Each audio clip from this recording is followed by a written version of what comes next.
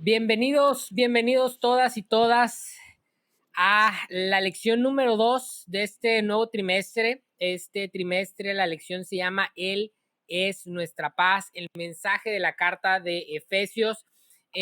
Nuevamente estamos aquí, los 4 jinetes del apocalipsis. No hacer otra cosa, ¿verdad? Ya dejamos el apocalipsis atrás. De Ronald, Jenner, un servidor, Enoc Mojica y Luis Carlos. Luis Carlos, platícanos un poquito de qué va la lección de esta semana. Muy bien, pues un gusto saludarlos nuevamente para estudiar la segunda lección de este trimestre del libro de Efesios, ¿verdad? Nos estamos concentrando en el estudio del libro de Efesios, que es una carta escrita por Pablo a esta ciudad, ¿no? Era una ciudad del mundo cercano ahí a donde Jesús estuvo predicando y al que Pablo fue a predicar.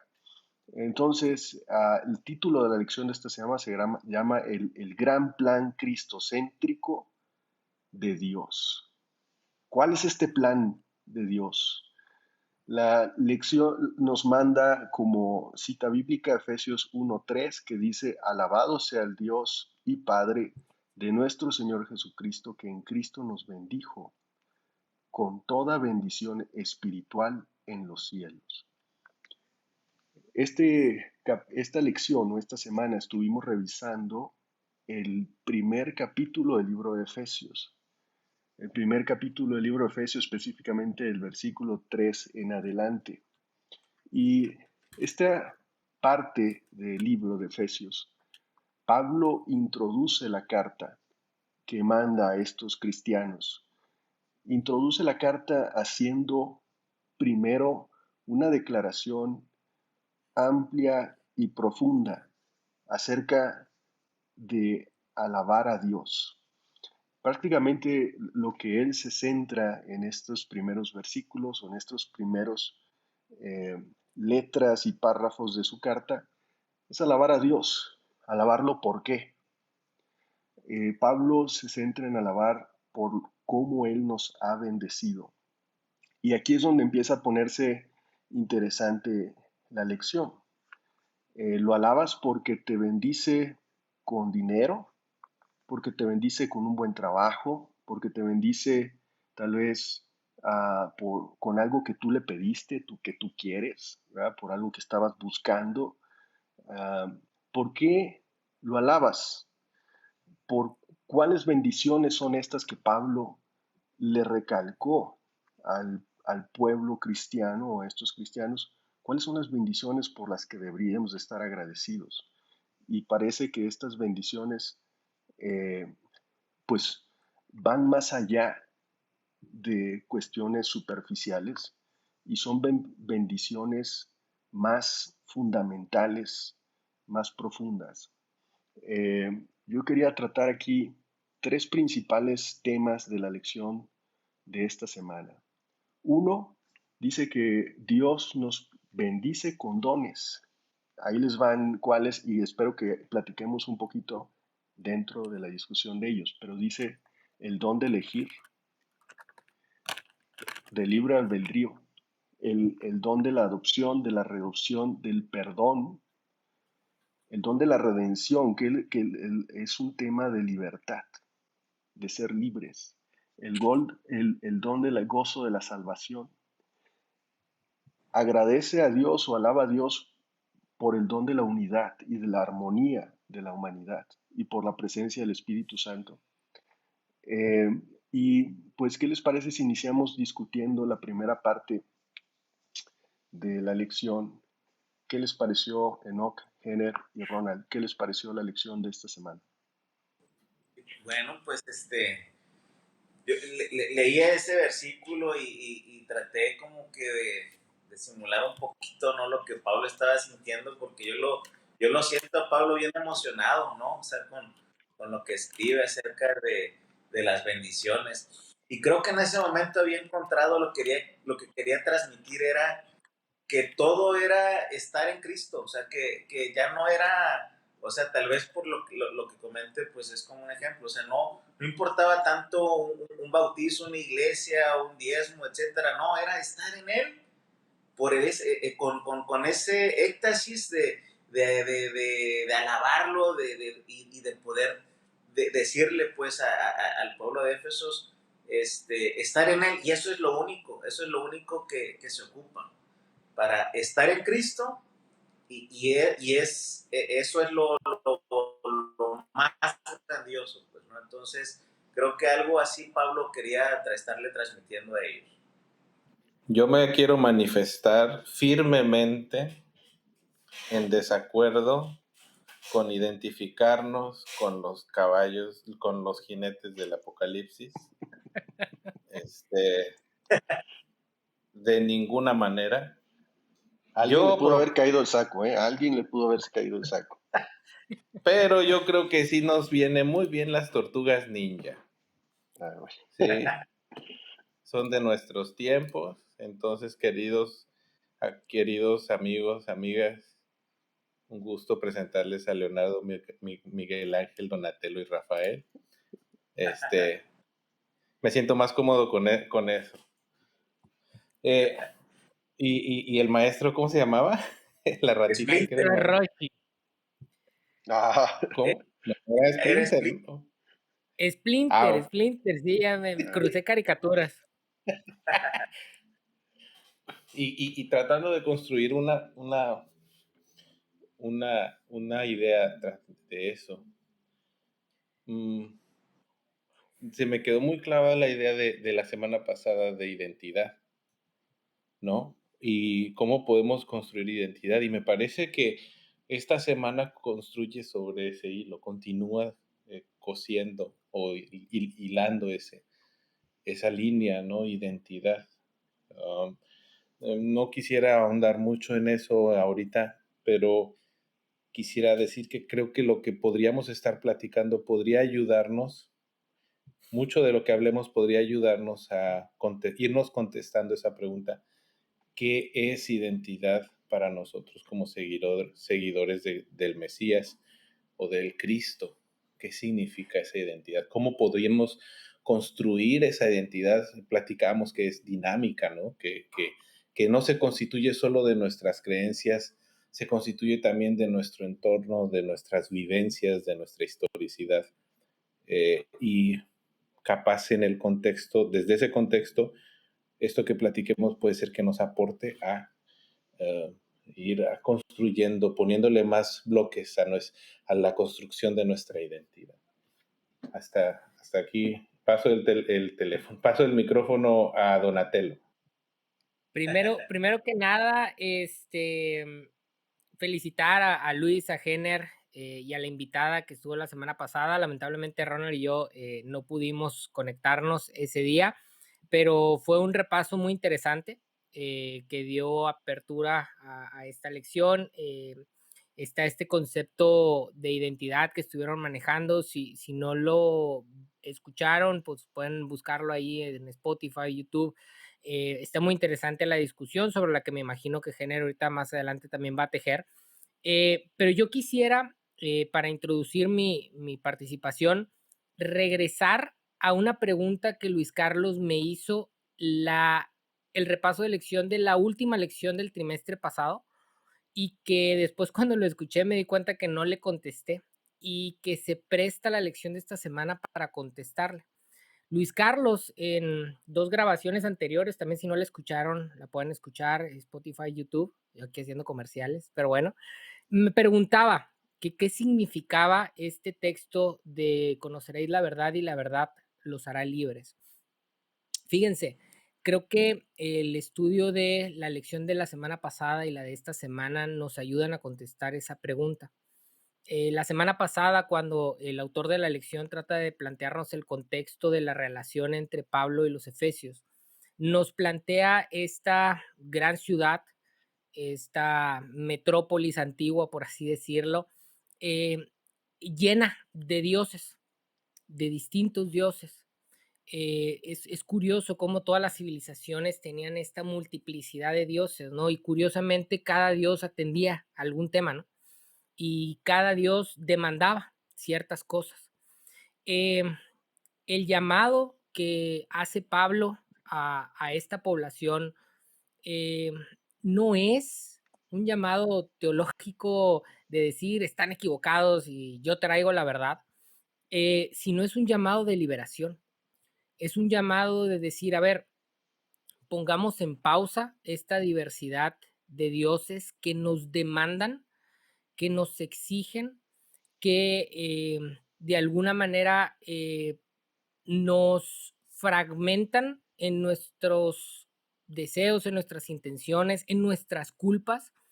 Y quiero presentarles a un Dios de perdón, a un Dios de gracia, a un Dios, según dice la lección de esta semana, que de una manera muy costosa nos ha regalado el perdón, nos ha liberado, nos ha liberado de las cargas de, de nuestras propias equivocaciones, llamémosle pecado, llamémosle cargas del dolor, llamémosle cargas de culpa, todas esas cosas que muchas veces traemos sobre los hombros y que durante la historia de la humanidad buscábamos dioses a través de cuales de alguna manera apaciguar nuestra conciencia, apaciguar nuestro sentido de dignidad, apaciguar la desnudez que en el libro de Génesis creo que magistralmente se plantea como esta conciencia de que algo falta, de que algo no está bien con nosotros y podamos descansar en la redención y en el perdón que un Dios nos ofrece. Ya no tenemos que, existen estas empresas, ¿no? Que de repente te dicen, oye, junta todas las deudas que tienes, pásamelas a mí y te doy un descuento, ¿no? Bueno, hagan de cuenta que Dios hace algo similar, ¿no? Y esa es la verdad del Evangelio. Oye, todas las deudas que traes por ahí, repartidas con determinados acreedores, que a veces en ese sentido buscamos distintos dioses para cubrir, y yo sé que en aquel momento los efesios a lo mejor eran dioses de metales y de piedra, pero hoy tenemos nuestros propios dioses, ¿no? El dios de la vanidad, el dios del ego, el dios del orgullo, el dios de la imagen que queremos presentar en redes sociales, el dios del dinero. Puedes poner en pausa todos esos dioses y puedes ser libre en un Dios que a través de la gracia y el amor te invita a poderte reunir no solo con Dios, sino con tus hermanos en una nueva forma de vida. Para mí, esa es la verdad del Evangelio y esa es la liberación que encontramos en el Evangelio. Hasta aquí mi primera intervención. Siguiendo esa línea que trae Enoch en Efesios 7, Efesios, primer capítulo de Efesios, ¿no? Versículos 7 y 8, Pablo estaba alabando a Dios por diferentes razones. Una de ellas era la redención, ¿verdad? Agradecía por la redención que los cristianos tenemos en Cristo. Y cuando vemos la palabra redención, la lección por ahí nos enseña que en el griego, esta palabra traducida del griego original podría traducirse como compra de la libertad. O sea, volver a darte la libertad de alguien que está cautivo, de alguien que está esclavizado, está embebecido, ¿no? En una vida, pues, digamos, cautivada por el trabajo, por lo que hay que cumplir, por lo que hay que hacer, por lo que te exige la sociedad o por diferentes razones, ¿verdad? Puede ser de forma muy práctica tu carro, tu casa, puede ser de forma muy práctica tu estudio, ¿verdad? Donde, o puede ser alguna cuestión que tú adoras. Hemos hablado de la idolatría como algo que no necesariamente son figuras, sino que pueden ser cosas que te quitan la visión de algo más trascendente para ti en tu vida, ¿no? Entonces, esta palabra de redención, como la compra de la libertad, Es algo por lo que Pablo le decía a los cristianos que debemos estar agradecidos. Dice, agradece por la redención que tienes, eh, y específicamente en eso por el costo que tuvo esa redención, donde el costo que tuvo que Dios pagar.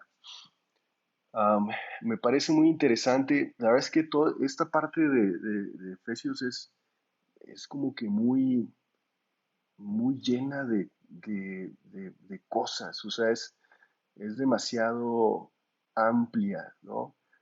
Cada versículo puedes desenvolverlo y escudriñarlo y hacer todo un desarrollo filosófico muy amplio, pero a la vez puede ser muy práctico, ¿no? Donde el cristiano eh, pues debe de estar agradecido primero a Dios por muchas cosas. Pero ¿qué les parece? No sé, ahí voy a lanzar la pregunta. ¿Qué significa que Dios nos eligió? ¿Qué significa que Dios nos elige desde antes de la creación del mundo? Como dice Pablo en Efesios 1:4. Porque debemos de estar agradecidos porque somos elegidos. Pero, a ver, no nomás elegidos, somos elegidos desde antes de que se creara el mundo. ¿Cómo podemos entender eso? ¿Qué les parece esa frase? Eso que comentas, está ligado a algo que quería yo poner en la mesa. Esta parte que comenta la lección de redención o la compra de la libertad de un esclavo, ¿no? O pagar por el precio de alguien que estaba cautivo. Es una figura que en el símbolo lo que yo alcanzo a ver es, para el esclavo, no hay manera o no habría manera de poder autogestionarse su compra, ¿no? Alguien tuvo que venir y pagar eso. O para la persona cautiva, no había manera de ponerse a chambear a ponerse a lavar platos para pagar su cautiverio. No había forma. Como que eso tenía que venir de fuera de ellos. A mí esa es la primera cosa que me brincó. Hemos estado hablando y yo he sido un fuerte promotor de la autogestión, ¿no? Creo que eh, por lo menos en mi experiencia de vida, mi vida religiosa, uno de los efectos secundarios que me ha dado, que me ha dejado, es esta narrativa de, no te preocupes, Jenner, alguien más te va a resolver las cosas, así es que tú dale. Por resumirlo en lo general, y parece ser que, pues, no necesariamente es así. Dios promete acompañarnos, pero uno es el que tiene que picar piedra. Pero esta lección nos hace recordar que parece ser que hay unos momentos donde, aunque uno esté picando piedra, no va a poder pagarse su redención. Y viene de afuera, es un proceso de interacción externa. Eso me llamó mucho la atención y me gustaría saber qué opinan de eso. La otra parte, olvidé tu pregunta en concreto, tratando de construir el argumento hacia ella. ¿La puedes repetir, Luis, por favor? Sí, el tema de qué opinan acerca de la frase donde dice que somos elegidos, ¿no? Que somos elegidos, o sea, Ajá. que alabamos a Dios porque Él nos eligió. Él nos eligió. ¿Para qué? Primero, puede ser una pregunta, pero ¿qué significa el ser elegidos desde antes de la creación? No sé qué signifique. Yo creo que lo que alcanzo a ver ahí es este, este gesto de pagar por alguien que no puede pagar por sí mismo. Y a mí me parece que esa es la elección, ¿no? De pagar por alguien que no puede pagar por sí mismo. Y en ese proceso sucede la redención y me parece, digo, no sé, estoy pensando en voz alta, ¿no? La redención no es solo un trámite, no es un checklist, no es una palomita que te ponen en el cielo en algún lado. Es una redención emocional, es una redención de tus pensamientos, es una redención de cómo te entiendes como persona, es un permiso para ser libre y de, para, para desconectarte de los efectos secundarios de la forma como nos hemos construido. de esas cosas que no nos permitimos ser y hacer. En mi caso, ¿no? Tratando de poner un caso muy, muy concreto. En mi camino terapéutico lo que yo he encontrado es que cuando digo camino terapéutico, por favor no se imaginen que estoy aquí con unos diodos y me están pasando electricidad en la cabeza. No, no, ese es un proceso de conocerme un poco mejor. Este, lo que me he dado cuenta es que me gusta tener todo medido y todo estructurado, todo, desde mi ser interior, desde cómo yo me entiendo, hasta cómo vivo mi vida. Y eso es incompatible con la realidad, ¿no? Este, no se puede tener control de todo, y por control me refiero a medir las cosas, predecirlas, estar planeando todo. Y entonces cuando no pasa eso, pues no sé si a veces me da ansiedad o tengo un conflicto entendiendo la realidad en ese momento, se me bota el cable, ¿no? Por decirlo de una forma, ¿no? Entonces, pues capaz a mí sí me gustaría libertad de eso, libertad para poder soltar lo que no puedo medir y predecir o anticipar. Me gustaría mucho esa libertad, la mera verdad, ahora que lo puedo ver, ¿no? No sé, a mí me parece que de eso podría estar hablando. A mí así me habla, pero me gustaría saber cómo lo ven ustedes. Sí, comparto esa parte que dice Jenner, ¿no? O sea, en la cuestión es, voy a hablar de mi persona, ¿no?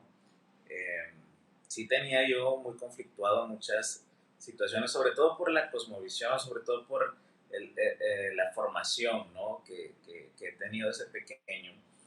Eh, Poderme inclusive sentir eh, libre, por decir así, no que las dogmas estén mal, sino que, que creo que va mucho más allá el cumplimiento, no por una obligación, sino el cumplimiento por amor. Y creo que ese punto Dios lo aplica, ¿no? La obediencia por amor y no por temor. Entonces, esto es un proceso también que en lo personal comparto mucho lo que Tania dijo en el podcast anterior de la identidad dinámica, del relacionamiento dinámico que hay con Dios en estar comprendiendo al prójimo, entrando, inclusive identificándose con él, con sus problemas. Entonces, es un proceso que nos lleva o en lo personal, a esa libertad de no dejar caer mi vida solamente ligado por lo que tal vez diga esta parte de las doctrinas, sino por lo que realmente nace en mí como una liberación de amor en preocupación por las demás personas. Tratando de tejer con lo que Luis Carlos nos platicaba, quisiera señalar otra sección de la lección que se me hizo muy interesante y muy bonita. Por cierto, así como el trimestre pasado estuve necio en que no estaba de acuerdo con muchas cosas del autor, quiero decir que estas dos lecciones me han estado gustando muchísimo. Yo ciertos matices que a lo mejor pues, los veo ligeramente diferentes, pero de fondo se me hace que está haciendo una lección muy bien manejada por el autor y hermosa y profunda en muchos sentidos. Tocar el tema del tema del sello, ¿no? Es decir, eh, vimos en el trimestre pasado una concepción del sello con la que yo no estaba de acuerdo. Eh, Esta lección nos plantea un enfoque de un sello con la que yo sí estoy de acuerdo, ¿no? Es decir, el papel, el rol que juega el Espíritu Santo cuando nosotros somos elegidos y cuando nosotros de alguna manera aceptamos esa elección. Es decir, cuando nosotros eh, aceptamos de alguna forma la identidad que nos está ofreciendo Dios, esa identidad que no es obligada, pero que sí es una oportunidad, como bien menciona Jenner, y como mencionaba en mi primera intervención, que es una invitación a la libertad, que es una invitación a tener una identidad, porque de hecho el tener una identidad es un privilegio que implica ciertas responsabilidades, pero que al final de cuentas tiene que venir de una elección. Y me gusta cómo maneja la elección el concepto del sello, en este sentido de propiedad y protección. Y yo sé que ahorita con todas las cosas que hay de sensibilidad respecto a muchos temas, hay ciertas palabras que son como peligrosas, ¿no? Y este tema de propiedad suena híjoles, pues nadie quiere ser propiedad de nadie, ¿no? Se oye como muy tóxico en el lenguaje muy delicado actual que existe, ¿no? Pero a mí en lo particular me gusta. ¿Por qué? ¿Por qué me gusta? Eh, Porque tenemos que asumir y entender que vivimos en un mundo que es sumamente complicado, que está lleno de dolor, que está lleno de heridas, y no solo en un sentido de víctima de decir, ay, el mundo me hiere, ¿no? Sino también entender que yo estoy lleno de filos, y que yo también lastimo y que soy parte de este mundo, que de alguna manera tiene estas características, voy a ponerlo entre comillas, del mal, entendiendo por el mal todas esas cosas que nos duelen, que nos hieren, que nos lastiman. Y sin embargo, cuando nosotros somos sellados por el Espíritu Santo, no significa que no vamos a ser heridos en términos del mundo, entonces ya no me lastima, pero esa protección, ese sello, esa identidad que encuentro en el sacrificio de Jesús me permite tener una interpretación distinta de las cosas, me permite trabajar desde la aceptación de las cosas, me permite recorrer ese camino, llamémoslo terapéutico, existencial, como le queramos llamar en función de nuestras propias experiencias, pero me permite caminar ese camino desde la aceptación y desde la compasión para conmigo mismo y para con los demás. Y este sello que se está manejando, que a través del espíritu que habita dentro de nosotros, la Biblia dice que el espíritu no es algo externo, es algo que habita dentro de nosotros, nosotros podemos reconfigurar, replantear lo que nos sucede en la vida, nos permite reinterpretar nuestra historicidad. Me gusta lo que menciona Jenner de traer esto que a veces en las lecciones o en la Biblia puede parecer así como que muy general o cósmico o global, a nuestras vidas prácticas, ¿no? Y quiero acercar esto que les estoy mencionando, de este sello de protección que nos permite esta liberación o esta compasión para con nosotros mismos y con los demás, para apuntar a otra sección de la lección que se me hace también muy interesante, en donde aparece en el versículo número 9 del primer capítulo de Efesios, algo que para mí es una de las cosas más maravillosas que existen en la Biblia.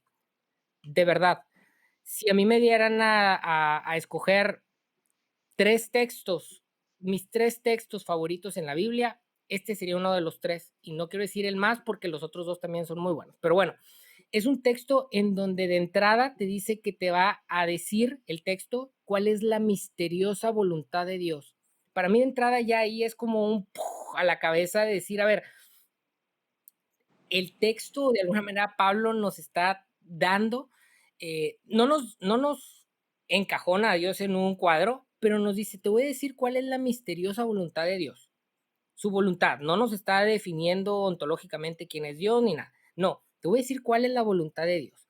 Y entonces el texto dice que la misteriosa voluntad de Dios es que todas las cosas, tanto en el tiempo como en el espacio, todas las cosas puedan ser reunidas debajo de la cabeza de Cristo.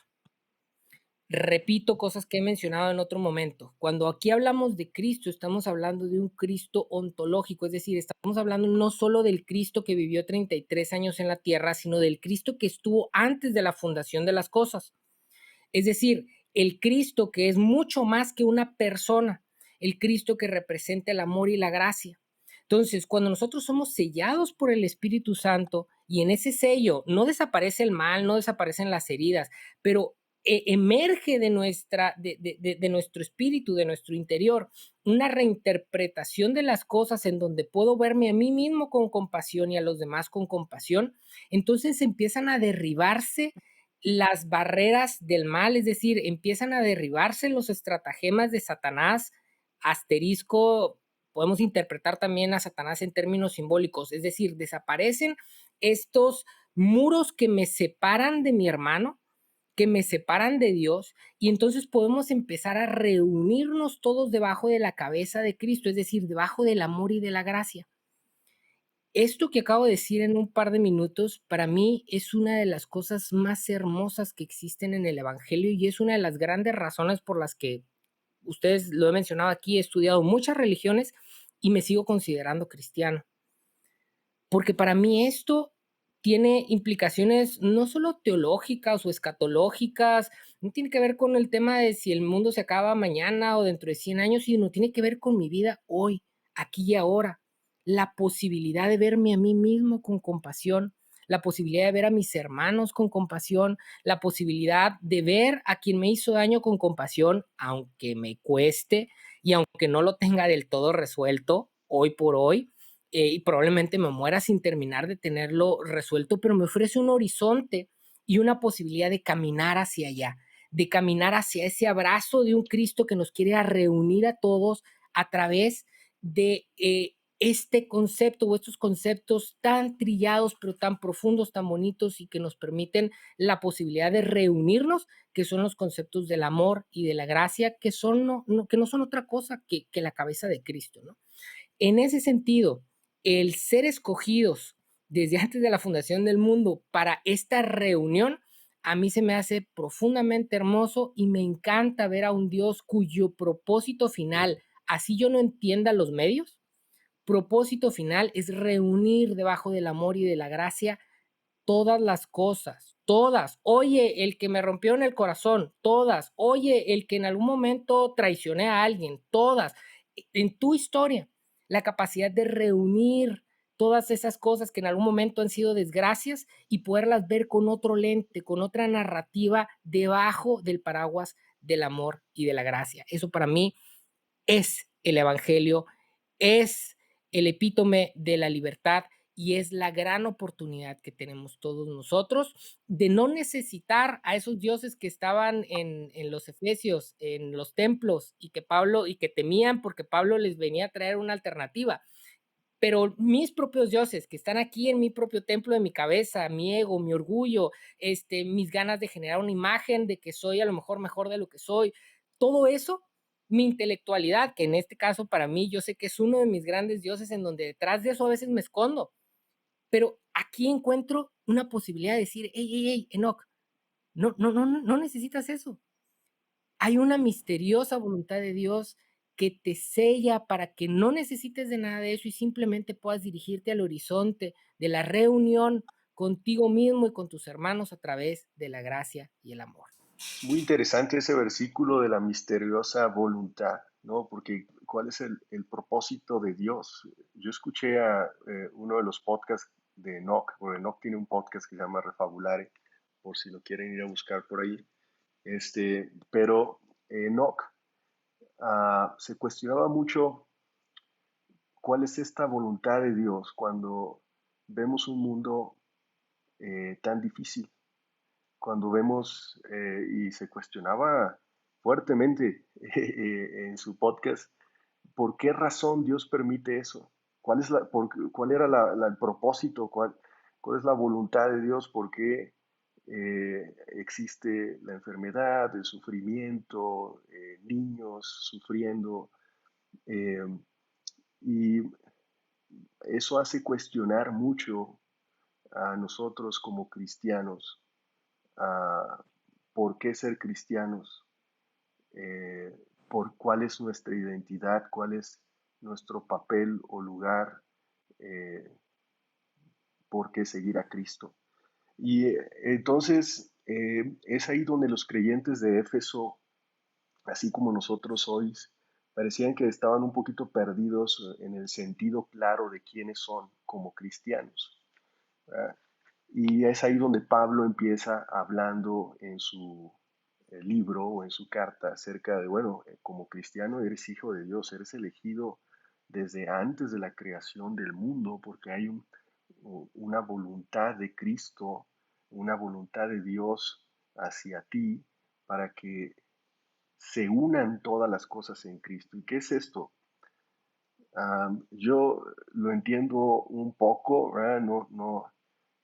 Sé que hay pensadores más profundos aquí con mis amigos, pero entiendo que esta parte de unir es un tema de unir en el amor.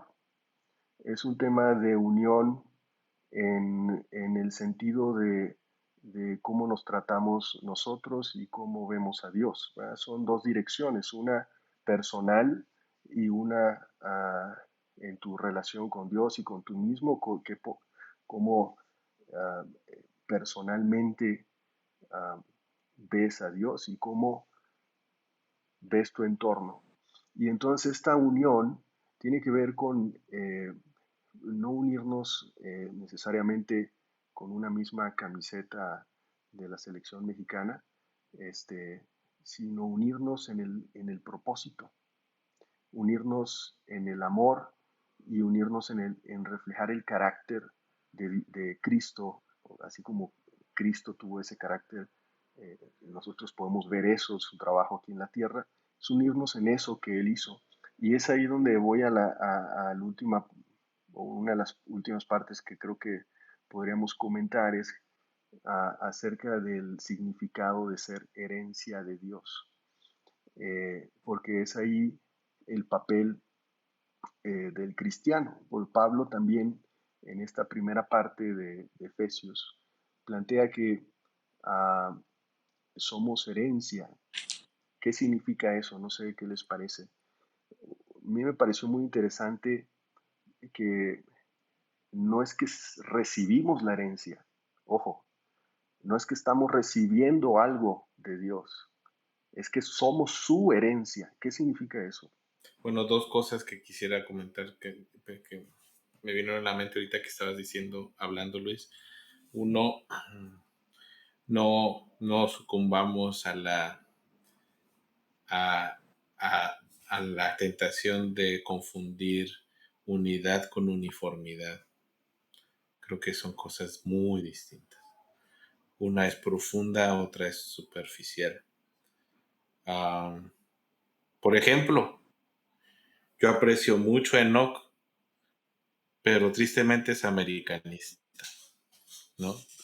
Entonces, Sí. ánimo. Ánimo, no, ánimo, nos compadecemos de ti. No confundamos unidad con uniformidad.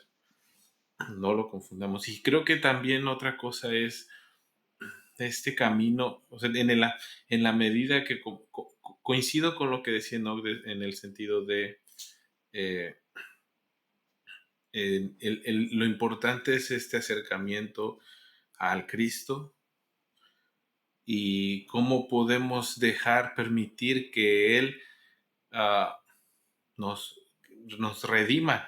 Creo que esa es la expresión, nos redima, y así cumplamos su voluntad, el misterio de su voluntad. Y así permitamos cumplir el misterio de su voluntad en nuestras vidas.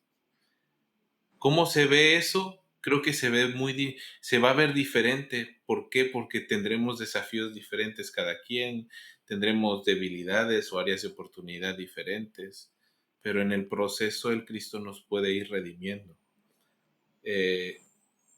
Y en ese proceso de redención nos ayuda a reconstruir o resignificar lo que, bueno, él ya lo comentó, pero coincido con él, nos ayuda a resignificar nuestra existencia de tal forma que nos volvemos herencia de Dios, porque permitimos que resignifiquen nuestra vida, nuestras experiencias, que pueden ser las tragedias más dolorosas en nuestra vida. Ojo, no estoy diciendo aquí que las tragedias dejan de ser tragedias por definición, pero las aprendemos a ver desde una perspectiva diferente, o desde el lente de la redención divina. Y eso me parece muy, muy atractivo, me parece hasta sublime. Y en el proceso, pues claramente nos volvemos herencia de Dios, porque resignificamos nuestra existencia, ¿no? El problema es que eso, bueno, en lo personal yo me lo tengo que recordar constantemente porque se me olvida muy rápido. Tengo una tendencia hacia tratar de vivir mi existencia de una forma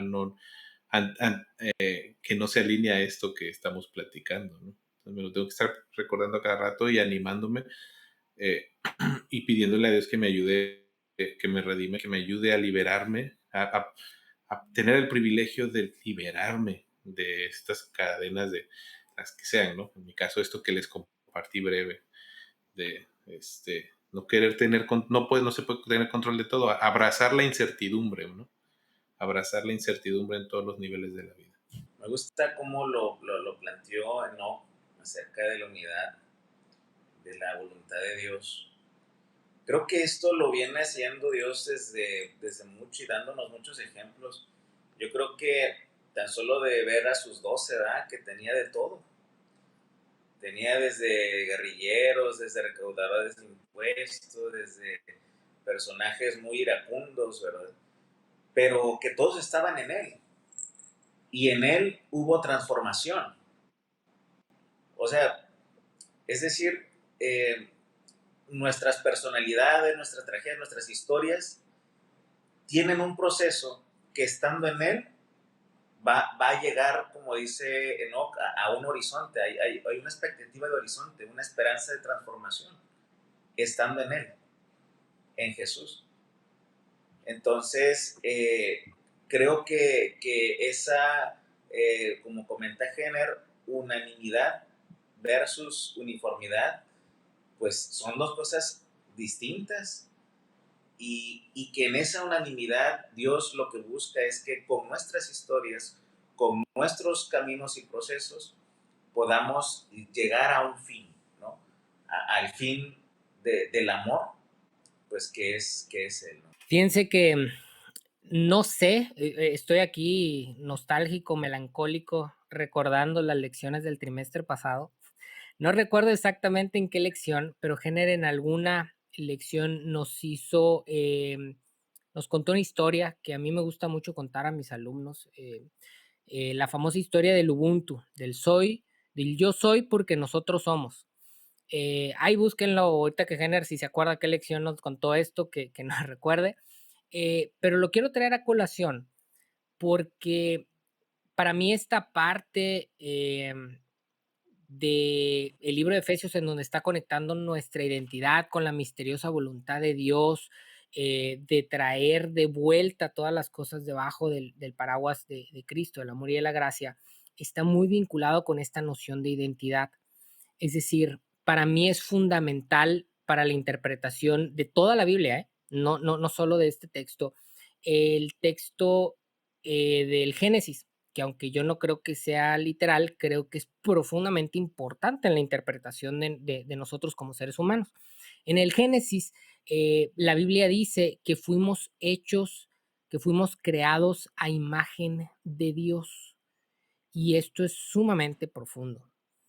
¿Cómo que fuimos hechos a imagen de Dios?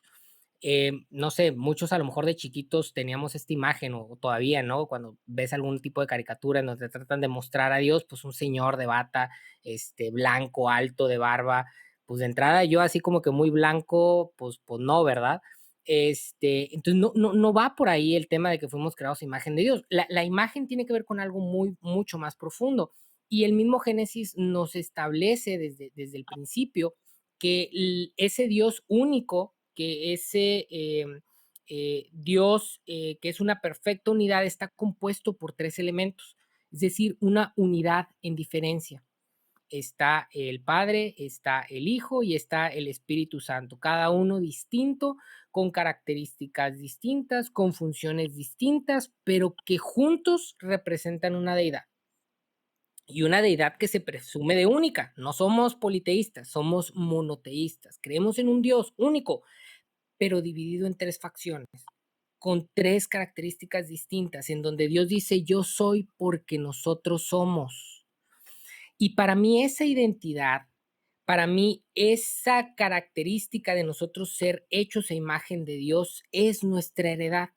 Cuando nosotros logramos ir configurando una unidad en diferencia, estamos de alguna manera logrando ser la herencia de Dios.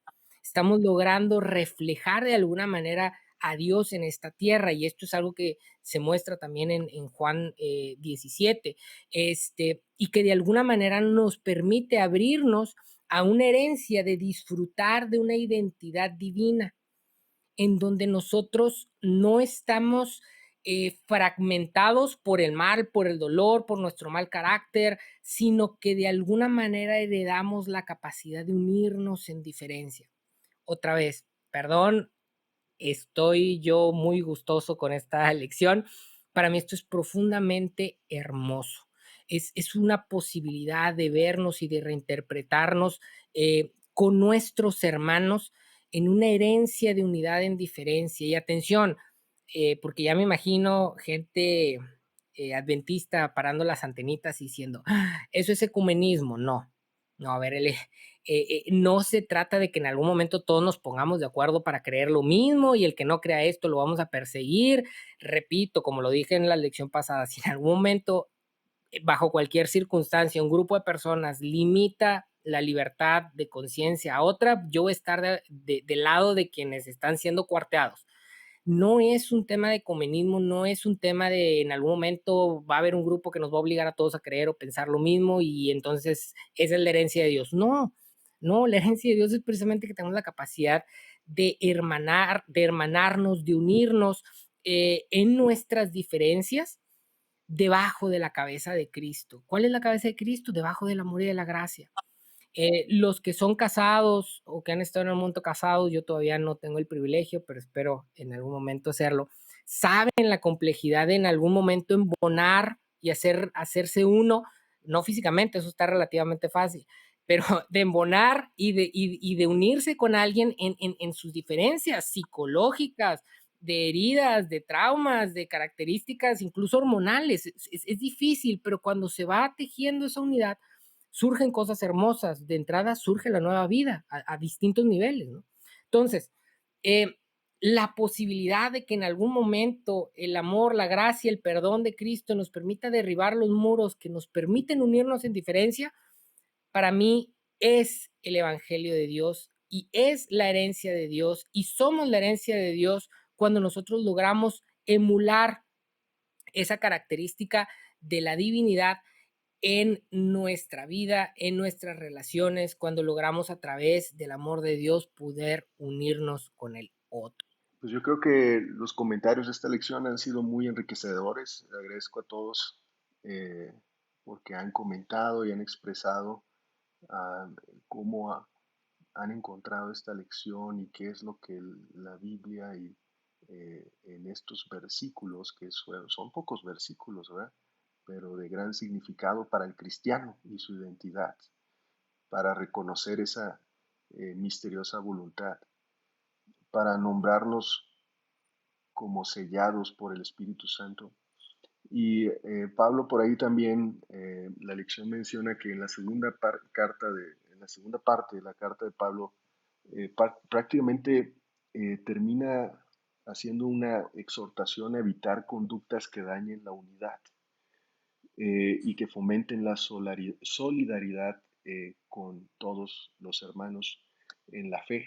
Dice, concluye con la imagen de una iglesia o de un grupo de cristianos como un ejército, una metáfora de la iglesia como un ejército, dice, que participa con vigor en la lucha por la paz en el nombre de Cristo. Y esa es una parte que también me gustó y sé que vamos a profundizar un poco más en lecciones posteriores, pero viendo esta metáfora como, como que entender que eres parte de algo más amplio y grandioso, que también viene ahí en la parte del martes, que eres parte de algo más amplio y grandioso de un plan para unir todas las cosas en Cristo, o sea, unir a todas las cosas en el amor. Entonces, pues interesante la lección. Gracias a todos, gracias a mis amigos que cada semana se están conectando y nos estamos entendiendo entre nosotros un poco más. Um, Tuvimos algunos comentarios interesantes acerca de la última video que hicimos. Sigan dejando sus comentarios, los apreciamos mucho. Vamos a traer invitados la siguiente semana nuevamente.